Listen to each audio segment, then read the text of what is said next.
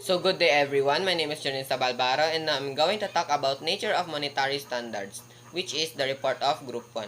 So a monetary standard is a set of institutions and rules governing the supply of money in an economy.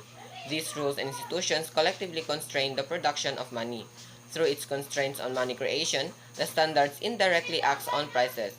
A monetary standards may also affect the rate of growth of real economic output, but that depends on expectations. Monetary institutions may also affect other economic institutions, which themselves influence economic growth. And that's all. Thank you.